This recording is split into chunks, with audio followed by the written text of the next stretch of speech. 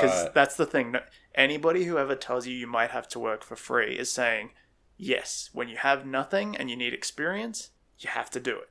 But then nobody follows that person that they gave that advice to and then puts their foot down in front of them at the very second it becomes not worth it anymore and says, now you can charge.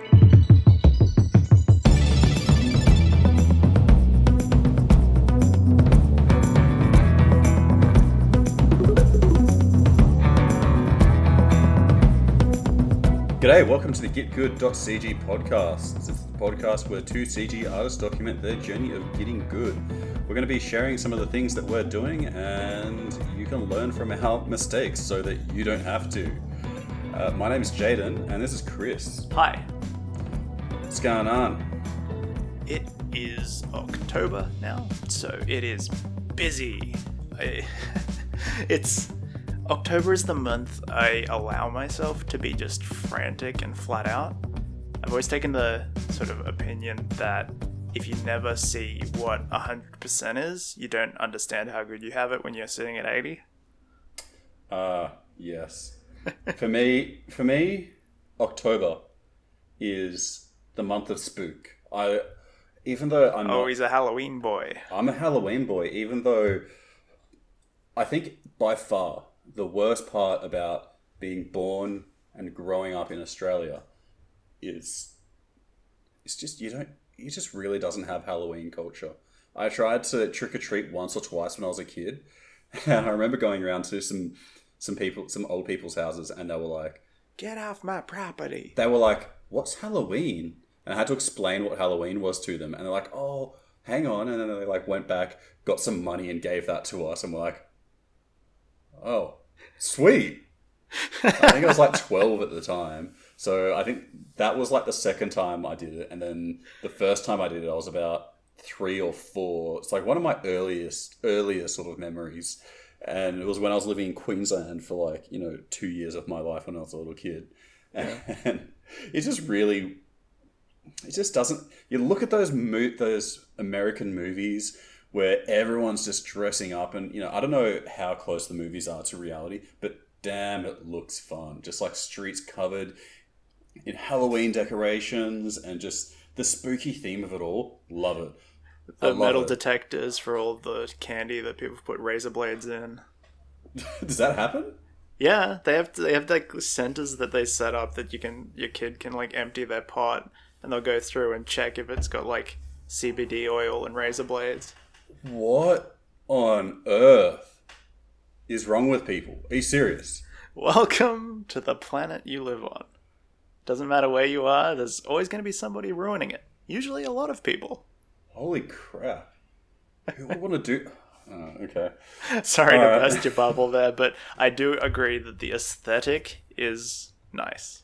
I'm actually a little bit saltier that we don't have Thanksgiving, or at least a cultural reason to have Thanksgiving, because Thanksgiving is like one of the only holidays that's honest about what it's going to be. Everything else has a pretext or a religious meaning. Thanksgiving is just you get all of your least popular relatives into a room, talk crap and eat good food. And nobody's going to have that good a time, but the food is going to be excellent, so it's sort of like a 50-50 situation. And if you're honest, that's how holidays are most of the time anyway, regardless of which one it is. So, right, so you reckon that Thanksgiving is a more honest version of Christmas, but it doesn't have presents? Boxing Day, Easter, whatever your family does. Yeah, I think we right. use Boxing Day as like a stand-in for Thanksgiving. Boxing Day? No, isn't Boxing Day the day where everyone's like rushes to the shops and beats each other to the ground? I suppose if you're a bourgeois commercialist. A crony capitalist. So anyway, Kris. The topic that we're going to be talking about today, you want to introduce that? Yeah, so just something that I was having to drive around today to get my second dose of Pfizer, #fully vaccinated. And I was thinking, there have been some amazing pieces of advice that I've been given in my life that either weren't at the right time to be implemented or that I've implemented at the wrong time. And a lot of the noise you usually get around advice is that, like, you can give people as much advice on the planet. And we'll probably talk a bit about that later, and they won't necessarily listen to you, right? But then a lot of the time now, I've started to notice the problem is that because everybody at every level is receiving advice from the same sources, that advice doesn't come with like a disclaimer. It almost needs a trigger warning to be like, you must be this tall to enter. You must have this level of self-awareness and skill before implementing this advice. And so today I just sort of wanted to talk around when to take advice and when it might actually be just as detrimental to implement that advice as it might be to ignore good advice. Because it might be you might not be at that level to take that advice, or for whatever reason it's too general. And I wanted to start off by throwing out a spicy one that in the past I've had a lot of evolving opinions around, and that's, should you work for free? Oh, that's a spicy one. Yeah. I hear a lot of back and forth on this, and I really don't know where I stand. My inner hardcore family background of unionists say, nah, bro, you got to fight the man. You got to get paid for every bit of work you do. But I'm also like, well, look, you know, you've got. It's an attention economy. It's an attention economy, and you know, you've got to learn. At the beginning stage, it's about learning and about experience. It's not about the money at first. That'll come later. So you really got to put yourself out there and get some exposure. But then there's that, you know, the family background I have of like hardcore unionists being like, nah, man, you've got to go to your boss and you've got to put your foot in their throat. Well, it is the Australian way. Yeah, so I'm like, I don't know how I feel about it. Yeah, I'm sort of in the same camp these days. Throughout my life, I have been firmly on one side and firmly on the other at different points, and that's why I thought it was a good example to help sort of explicate this idea of the best advice at the wrong time. Yeah. Because it's not that black and white, and I realize that now, but at the times that I was taking these firm stances one way or the other, there was some very good conflicting evidence either way, where I had been given advice that was against my best interests, and because it was against my best interests and not working, but it also felt like the best choice, I felt the need to defend that position. Right. So do you have an example for that? Yes. When I was teaching at the university, when students would ask me, should you work for free? It put me in this sort of moral conundrum, because at that point, I was not the person receiving that advice or having an opinion on the advice. I was being put in a position to advise a beginning artist on how they should approach their first steps into a career. And that sort of puts it into context for me, because at the same time as it is so responsible to say no, you should find out what your work is valued at, and you should not be taken advantage of, because they might not have heard that before. Then you also have to say, if your work is worth nothing, then you work for free. Yeah, on one hand, it's like you need to know your value, but also you've got to figure out what you're trying to get out of it. Yeah, and you have to understand the concept of value outside of money. And I think that's something people do mistake a lot, both ways.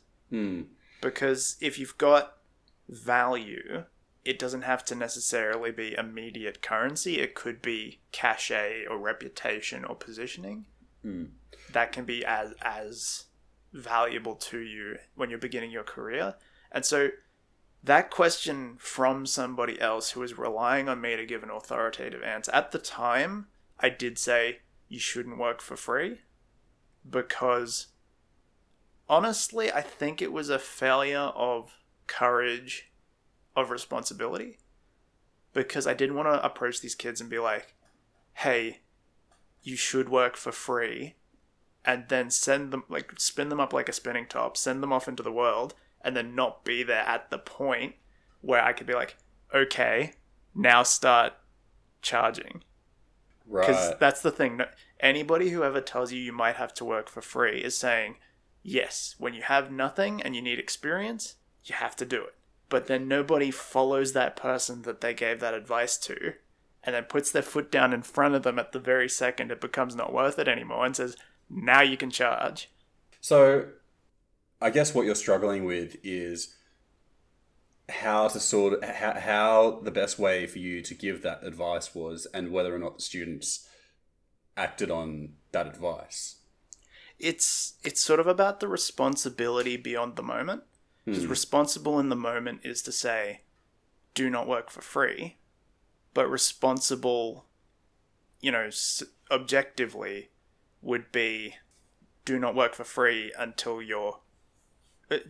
work for free or work for other value until your worth is increased to the point where you should be charging. And I guess it really depends on, just for advice in general, a lot of advice you see on the internet, it's, since so much of it is so concentrated from so few people going out to, potentially up to 7 billion people. And it's polarizing, so it has to be simple if it's going to be picked up by the algorithm and propagated. And since it's so baked down and boiled, there's a lot of nuances to that people will miss. And since every 7 billion people are different, a lot of people will have similarities, which is where you can sort of make those similarities. But there will also be at the margins some slight differences that make a huge change into whether or not someone should actually act on that advice, at least in that time. Yeah, even just down to where they are in their particular journey of development, because this gets into more opinion territory, where I start to view a point where somebody, I think we talked about this a little bit last podcast, but there's a point where you're not actually an artist, you're somebody learning art. And that's a bit of a spicy take, but I think the ability to have that cognitive separation between I am a person with other values who is a valid human being who is allowed to do whatever they want, but also I am not yet an artist with a valuable eye and anything to say. And that's not worth anything. So when you're actually an artist, when you're actually a working professional, you should never work for free. But before that point, there's an argument to be made, in my opinion. Where that point is, very subjective. Yeah. But also that comes back around to the point that is, if you receive that advice, if you're a working artist, you should never work for free. And you're before that point, and you say, I should never work for free because I am an artist. What you've done is you've taken the right advice at the wrong time. Yeah, it really depends on what you define as valuable, but also it's so dependent on, the responsibilities that you've got in your life. You can't just work for free if you're a single parent with 2-3 kids, Yeah. So it's some of those things where it's like, man, a lot of this advice that's going around on the internet, it's just, so much of it is good, but so much of it's like, if people really aren't careful with the advice that they're taking, can really just cause more damage. It also alleviates fault, because at that point you can say, well, I failed because I took somebody else's advice. Yeah. And that's not a person who has to be accountable to you in any fashion. And so you have no responsibility to them. They have no responsibility to you. And yet somehow the fault for your failures has been alleviated completely. Yeah. And it's hard to say where that fault lies, I don't think it should be a case of fault, but I think when it's arriving in its most toxic state, that yes, it is a case of fault, because you're using yes-no answers to solve a nuanced question, and in that case, it's yes-no, it's right, wrong, it's false or true. Yeah. It's like, I don't know. A lot of this stuff is just too general. Like I do like some stuff from self-help, but you listen to some of the self-help stuff and it's like, well, that's good for me, but it would have been very bad for me 6 months ago. Yeah. What was that, the meme that was going around Twitter that was like, all you have to do to create the next multi-million dollar startup is to, invest your capital back into the business, lead a clean life without medical expenses, inherit $90 million from a doting relative who has generational wealth brought over from Europe, Yeah. It's like, well, if you stand on the shoulder of giants, then sure. And a lot of that advice comes from people standing on the shoulders of giants who don't actually see that they are. Like, that's the whole check your privilege thing. And I think that confuses a lot of people. I think primarily the ways that people get into a position where they're taking the right advice at the wrong time or in the wrong position is either stage in their journey or actual resources, ability, and positioning. Because I think that's that one. I think that's like, hey, all you need to do is be able to live with your parents in perpetuity until you're 36, building your next big tech company and not having to pay rent or food in the meantime. Yeah, and I think, like, honestly, now this is a bit general, but everyone's dealt different hands in life. Some people just get like the golden hand of, their billionaire auntie dies and they inherit a few million or whatever. Then that's unfortunate that you lost your auntie, but also that's a pretty good hand to be dealt generally if you're starting off life with a few mil. But then other people get dealt really poor hands, and a lot of the time it's like you can't really change the hand you've been dealt. All you can really do is play it to the best of your ability, and there are so many nuances in that, which the circumstances that you've got are totally different to someone else's. Yeah. The way I tend to see it is fuel consumption in a car. It's a bit of a lateral metaphor, but it's like if you rock up with a Toyota Yaris and that's what you've got, and then somebody next to you has a Ferrari, Ferraris drink fuel, but it's still a Ferrari, and it's still got a guy in it who can pay to get more fuel into that car. If you got one tank of petrol to get from Melbourne to Sydney, you're going to have a different view of how you drive that car in order to get there. Let's pretend like that's possible. You've got some sort of massive tank of petrol that runs out as soon as you get there, and that's like the minimum rung foothold that you have to get to if you're then going to take a breath, recharge, and keep going. The person driving the Ferrari can just floor it, and they're going to recommend that you floor it. They're going to say, all I did was I burnt all of my resources very quickly because I had the ability to do that without a safety net because I'm confident and I'm in a good position. If I'm on the side of the road, I can call somebody to come get me. If you don't have a phone, you can't call someone to come get you. So if you're in a Yaris without an ability to call anybody, you're going to be taking note of the rest stops. You're going to be taking note of where the emergency phones are. You're going to be watching your fuel meter. And if someone comes along and they have just been where you're going, and they say, hey, I got there just now. Did you know that the way to do it is to just floor this thing in sick? I don't think Toyota Yaris's have a sixth gear, actually. So more, I don't know, maybe that feeds into the metaphor somehow. But the idea is that they're recommending you use your precious resources in a way that you can't afford to due to that hand that you were dealt. Yeah, totally. And I think, honestly, at that point, it's just where critical thinking comes in. Yeah. And I think it's just up to the onus of the individual to have some awareness around, look, good advice, but not for me. But you've also got to, take into account, maybe you're just being stubborn, but, maybe you're not. Yeah, and that's the thing, that sometimes people do have a level of self-awareness that takes them that first step. They say, maybe I'm being stubborn. And so they say, okay, I'll try this other thing. And then they see some success, which puts them into a mindset where now everything's fair game. So now it's like, oh, well, I found the secret sauce. I found the key. All I have to do is not be stubborn, and that gets me further. But if there's a point where being stubborn now becomes the right choice, they now have trauma against being stubborn. Right. So like, if sort of holding your brakes, holding your ground, actually sticking with something that doesn't look like it's working because you believe in it, then becomes trickier because you have the evidence to say that if I pivot, if I change now, it will go better. Yeah, no, you... And so if someone comes along and they say, you should be stubborn here, here's the right advice at the wrong time. Yeah. Then you're going to doubt that in a way that leads you to not be able to make that choice when it's actually a good idea to make that choice. Yeah. And yeah, I've dealt with some stubborn people in my life.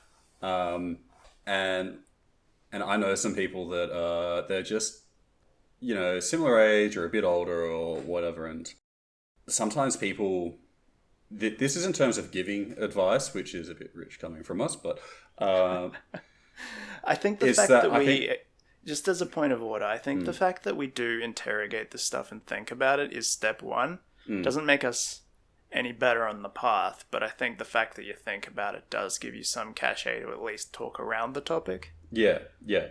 And I think that you've got to be careful who you're giving advice to, because in this format, this is obviously a podcast in not only us talking about experiences, but also giving some loose advice based on that. Well, that's why we frame it as documentary, right? Because it's here's what we're trying. Did it work? Whoops. Yeah. It's like, oh, we're trying to do this. Whoops, that didn't work. Or hey, this worked. It worked for me personally, but in terms of the people that I've asterisk. It kind of worked. But in terms of the people that I've dealt with, sometimes you can see a slow-moving train wreck, and you're like, look, that's about to derail, and you say that, and then they straight up ignore you for X reasons, and then said train derails in the way that you said it would, and then they go on, they again derail the train. That's Gary Vee's thing, though, isn't it? It's like you say, you're not ever going to convince anybody of something that they don't want to hear. You're only going to be able to point it out to them, have them acknowledge it in hindsight, and then hopefully grow from it. I think the ability to see that happen and then turn around and grow from it is really the tell. Yeah. And so if they don't have that self-awareness, or they're not open to that, then you're only really going to waste your time, their time, and potentially you might even strain the relationship in terms of just like hey, look, maybe don't sniffle that Coke up your face, but that's not something I have personally experienced, but that's general. I just find that really funny because on this podcast, because I edit them, I've noticed a lot of the time when I'm about to say something like, I have a bad habit of, then you bring up something that would contextualize that as even worse than it was intended to be. So I was about to say, I have a bad habit of doing that as you were talking about Coke sniffing. Yeah, I mean, Kris, you've got a real bad habit of Coke sniffing. When we used to sit next to each other in class, like, I always wondered, why does he have no thanks. On his face? I'm high on life. The point that I was circling back around to was that I actually, because I tend to see that happening, like you say, the slow motion train wrecks, I don't like wasting energy trying to stop that train wreck in action. It's not like an I told you so mentality, because then I don't even go back and say I told you so. It's just I sometimes just see people who are making choices, and for me it's just like it's not worth getting into it. Sometimes you've just got to bite your lip, cringe a little, and really hope that you're wrong. I mean, putting yourself around the right people is sort of that process, though, isn't it? I don't know whether we talked about that or whether it's on our doc to do a podcast on that. I think we might have touched on it, but we do. I think it is something we have pinned to talk about maybe a little bit further, and is that being around the right people. If you're not around the sort of people that really are open to not really taking advice, but development in themselves to go further. Like, if they're kind of just like, well, I'm just going to stay here or go downwards in life. I am at the whim of fate. If it happens to be downhill, great. But if it's uphill, I ain't moving. Yeah, exactly. And I I can't remember where I heard this, so take it with a grain of salt, is that you are mostly an amalgamation of, I think it was like five or six people. The five most influential people in your life are what you tend to manifest. Yeah. Yeah. That's basically what you are. So if you're around people that are really just like, well, look, I'm not interested in self-development, or I'm not interested in really pursuing something that I'm passionate about, or whatever, then, it's... You are your own individual, in that you are going to be able to think for yourself, but you're a social creature, whether or not you're introverted, and that will rub off on you. Yeah, that counts as advice. You are receiving bad advice at random times because the people you hang around and associate with, you're receiving their opinions and behaviors by osmosis.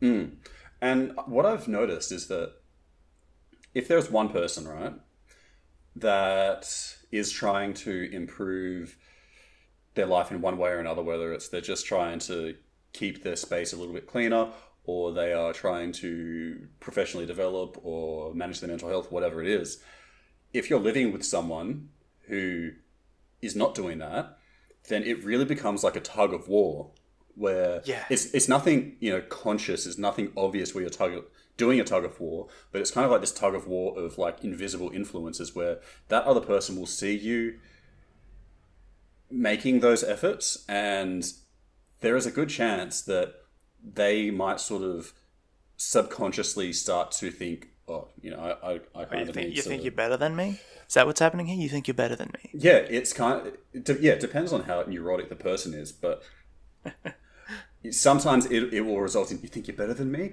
or sometimes it's like, wow, that person's doing it. Maybe I can do it too.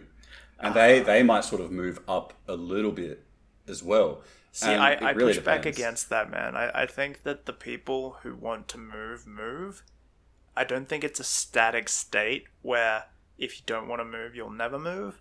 But I think if you're in a state where you don't want to move, no amount of people, busy beehiving around you is actually going to rub off on you. I think it only flows one way, and I think it's negative, which is why it's so important to get yourself around the right people. I think it's really important to get yourself around the right people, but I have seen it... I won't give any examples, but I have seen it go both ways. And, you can... I think that you can sort of get people to move upward by just doing things passively around them and not trying to get them to actually do anything. But, again, I do think it's very important to surround yourself with... the thing that it comes back to for me is it worth it though?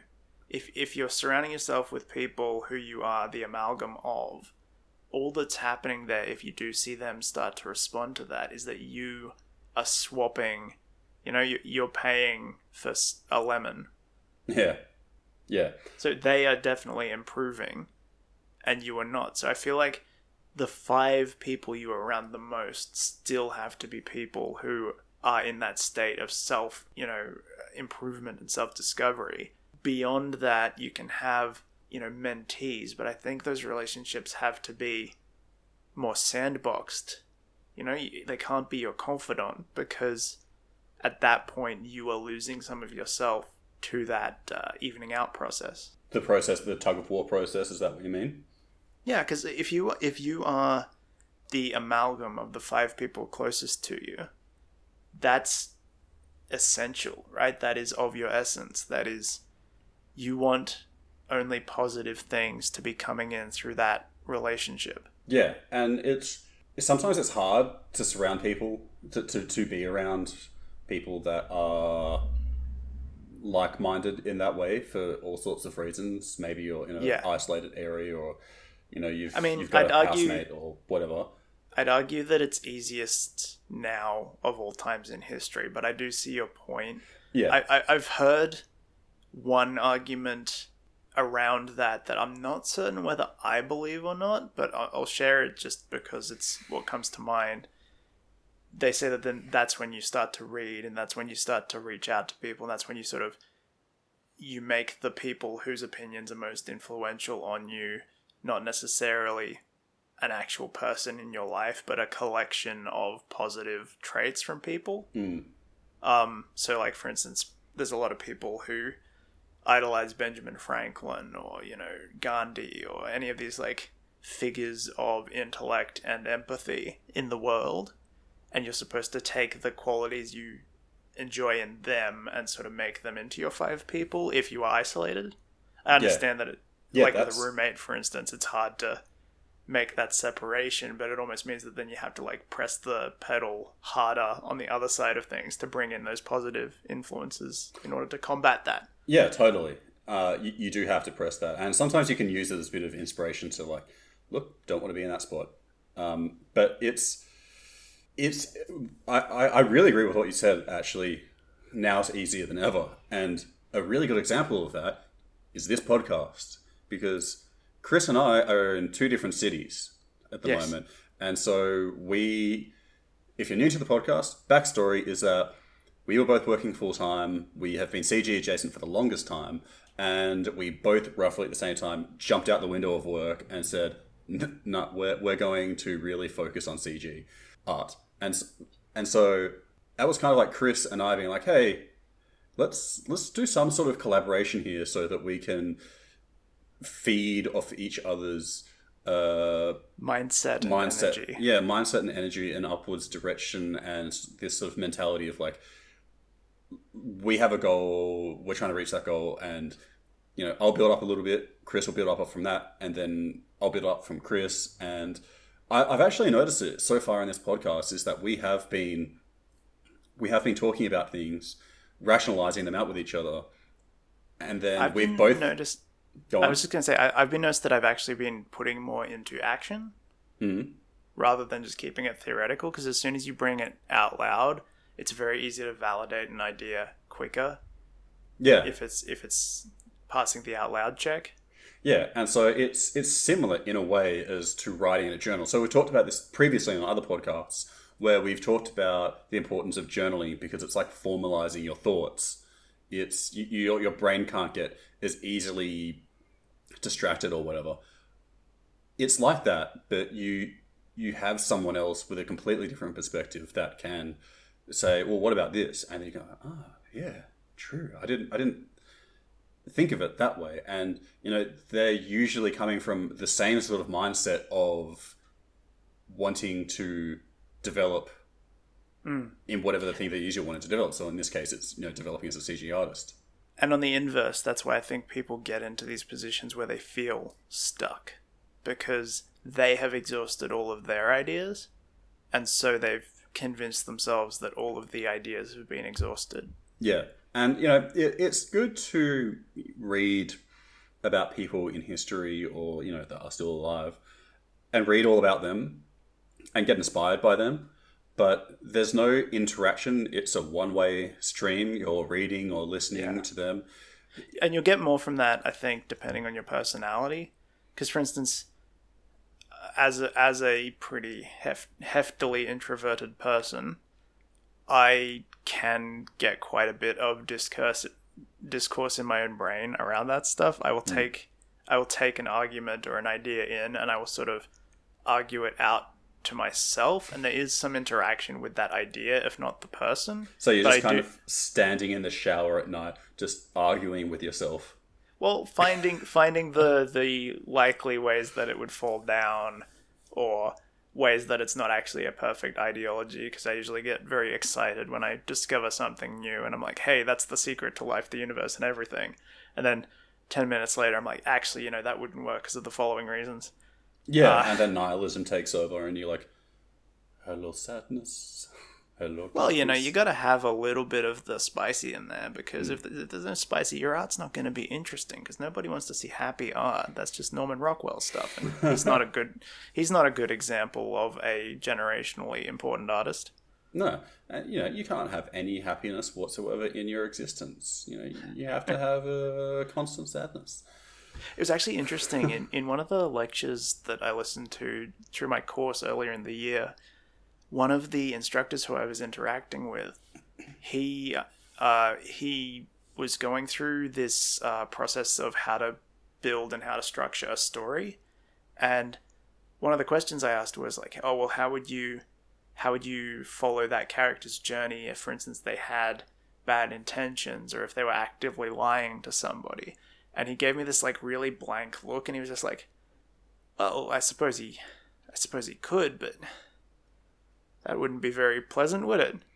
And like, I had this moment where I was like, this internal war of like, I get it, you know what you're talking about, you're immersed in this stuff, and you're like, you are the instructor, but are you telling me that in exploration of stories there is no room for just a little bit of solipsism? Like, if you're supposed to be either reflecting life in a fictional work or presenting life in a non-fictional work, you need to create space for some level of ebb and flow. And if everything's just cheerful, it's not going to be as authentic, and it's not going to relate to people as much. And that's why that's an example, I think, of, circling back around, good advice that's not necessarily the best advice. Because I respect what he was trying to communicate. This was a Pixar, by the way. Right. And let's put it, it's one of those situations where the advice is good, but the personalities differ. It's like, both he and I are holding hammers, and he's telling me what he's going to do with his hammer. You know? Yeah. And that became a bit more of a ominous metaphor than I intended. Let's go with, he's got an IKEA table, and I've got an IKEA table. And we're both trying to assemble IKEA tables, but they're different IKEA tables. Any advice he gives me about assembling flat pack furniture is going to be good advice. But I got the table that was better for my circumstances, and so I have to take that information in, and I have to sort of rationalize it against where I am and what my values are, and then apply that in the circumstances that it is applicable. That was the best advice I got given about advice, ironically, circuitously, and metally. Right. So where'd you get that? I know this. So you know what? You know, sometimes when stuff becomes so fundamental that you just reinforce it to yourself as an idea that you have, that sometimes the actual credit slips away. Yeah. So you can pretty much just go through life now being like, yes, I thought of this. This is my original thought. Not really, but I thought of it. That's the thing. If it's a composite of a bunch of other thoughts, I would do that. But this one I know it was somebody in particular. It'll come to me at 12 o'clock this evening. Well, here's the thing. Building from that is, and going back to the 5 people that you know, yeah? Yeah. You can get a little bit of, influence from one person, a little bit of influence from another person, a little bit of influence from another person, and they're all separate things, but then they can all mold and merge together in your brain and form something new, where it's like you didn't think or figure this out on your own per se, because it's a bit of that person, it's a bit of that person, it's a bit of that person, but it has all sort of come together, and you can't really say, you can't really differentiate, oh yeah, someone told me this. It's like you've kind of gotten this advice from one person, and then that person, and then they've all sort of merged together to form a new, I don't know, theory or hypothesis or way of thinking or whatever it is. And I think that's one of the reasons why it's so important to surround yourself with people that are going to, like-minded in a certain sense of like, if you want to develop yourself professionally, then you should probably be around people that are like that. Yeah, and that's just, it's common sense in general because of the connections that will give you and the notoriety that will give you. But in this particular context, it is more to do with your own mental topology and your influences. And I think that's something that a lot of people do these days without thinking, is that they just take everything in, and then their opinion on a topic is a culmination of the things that they have received. Whereas going back to that advice, which I was having trouble attributing, what you really should be doing is taking each thing in one at a time, chewing on it, and then only swallowing the tasty bits. And then spitting out the rest. Because like you really have to choose. You should take all advice. Eat the meat and not the bone. Well, that's what I'm sort of getting at, though. It's more like if you imagine one of those bowls where you're putting the shapes into it, the ones that the preschool kids have. If you have a square block and a round hole, and the square block doesn't fit through the round hole, you don't try to force it through. You just clip off the edges, you know? To make it fit. And so I see it as like, though you may have to strip out some of the advice from that advice, there might be a core that is still applicable. And so it might only be 60% as impactful at the end of the day if you only take a little bit away from it. But at least you know that it's applicable and it's not sending you in a different direction that's not your circumstance accountable. Yeah, a little bit is better than nothing, really. That's something that I struggle with, yeah. Like, a little bit is better than nothing is the choice I am always making. I know I should be making the choice a little bit, but I also never want to.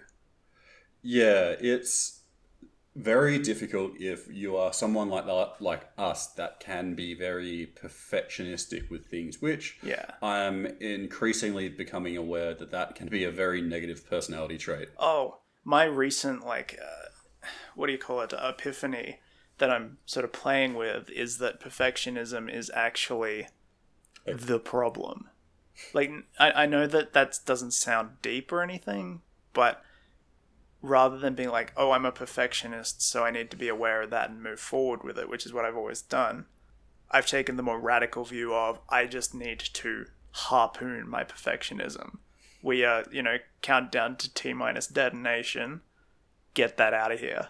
Yeah, that's something I definitely struggled with as well. Like when I was at university, trying to get things done, I was just like, no, this has to be perfect. And that just set me back so many times. And it set me back a lot with like learning 3D art as well. Like the amount of times where if I had have just not been so perfectionistic with little things, I'd be a lot more further forwards than I am now as a game artist. Yeah. I think that's why I love this time of year so much. Because, for instance, I'm doing Inktober at the moment, which is the artist hashtag that goes around where everybody does ink drawings daily based on a prompt. I love Inktober. People have all kinds of opinions on it. I know some people are like, what's really great, better than Inktober? There's Do Nothing October, where you don't put unreasonable expectations on yourself, etc., etc. Yeah, pretty much my opinion. It's like, if you can't do it, don't do it, but don't take it away from people who do. Moving back to the point, I love it because it's like a perfectionism holiday. You can't do it right. There is no right. There is just do. Did I do? Yes, no. It's fantastic. It makes me feel liberated, and it makes me probably happier than like holiday season and Christmas at this point. Yeah, because you can just go through Inktober. That thing you can just look forwards to for September and the months leading up to it, and then you get there and it's just like you can just forget about the perfectionism. You can that, especially if you've done it before, you can be like, look, this one sucked, but and you can I had other ones where they didn't suck. Progression, and some of them are good, some of them are bad, but over the time, because you're doing something intensely for an entire month, you get this whole block of sort of like dip samples where you can look at it and be like, I actually got better over this time, and by just doing it, I actually got some stuff that I don't actually mind that much, which means that might happen with other things, which gives you more of a permission to not be so perfectionistic about it.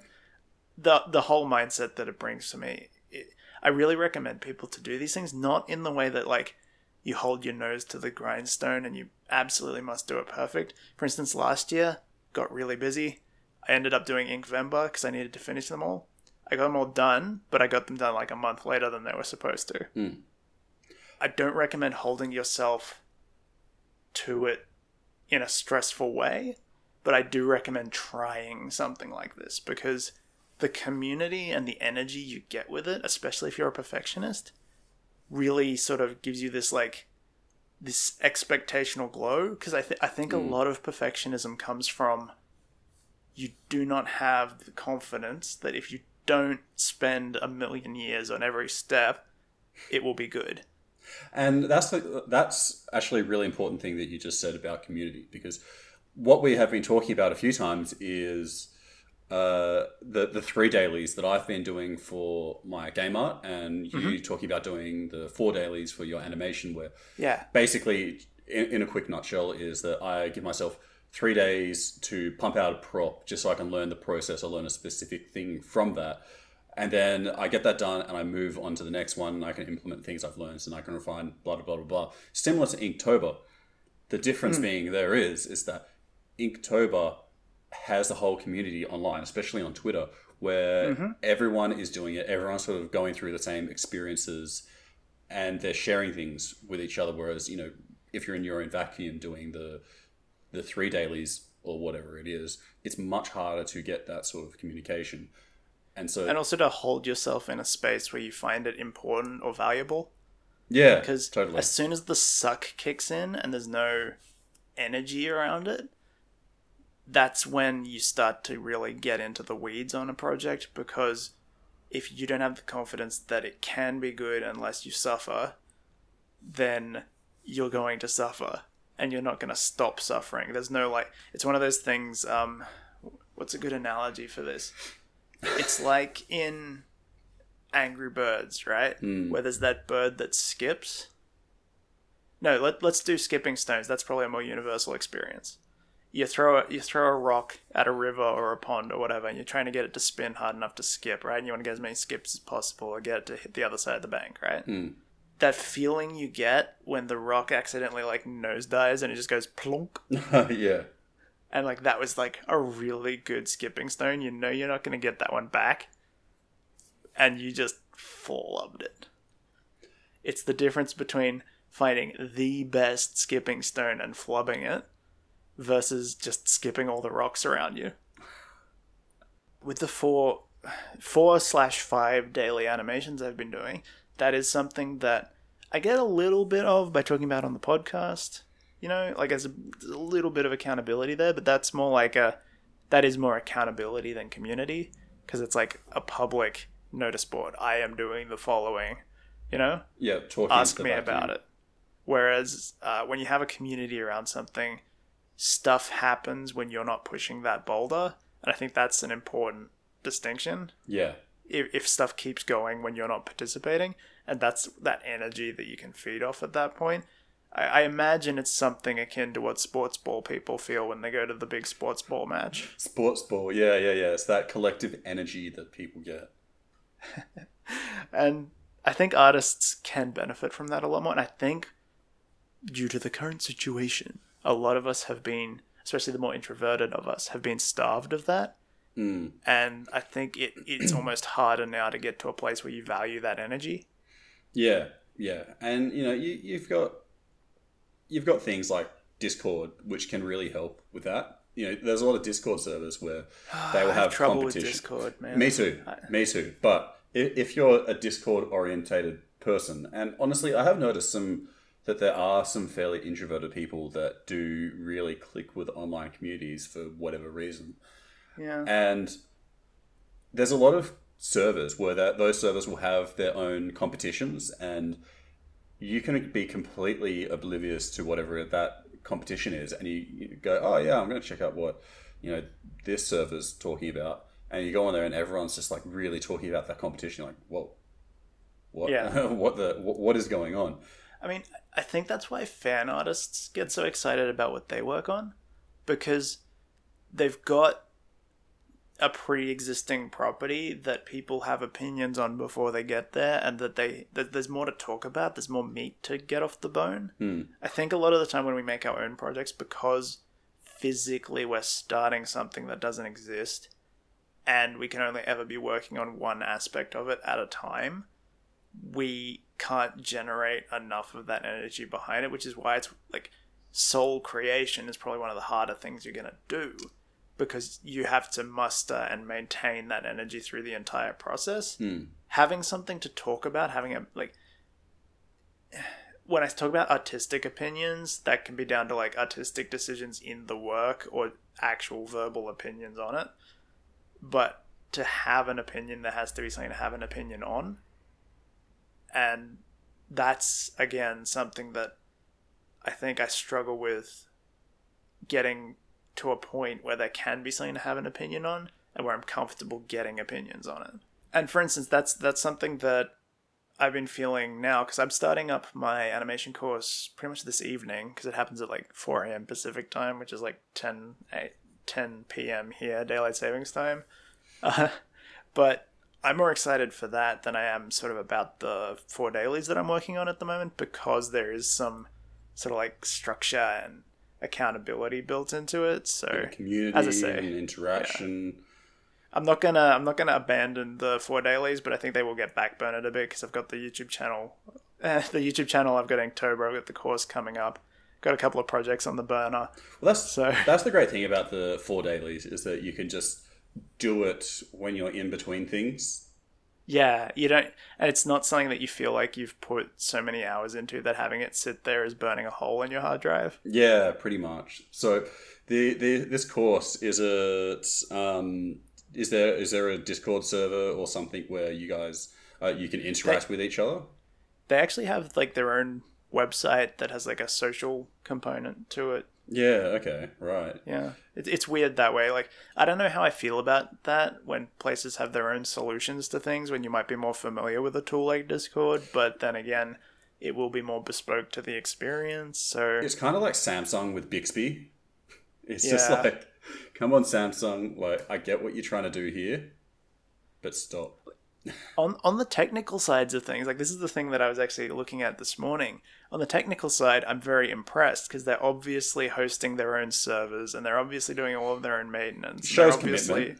Yeah, it shows commitment. They're holding all that data. Like, the guy who was responsible for revamping the website for the new term was in communication about when the website will be up and when our credentials will be coming out. And it did feel a bit more like when you get like onboarded to a studio or when you get onboarded to a bigger company, rather than just being a product.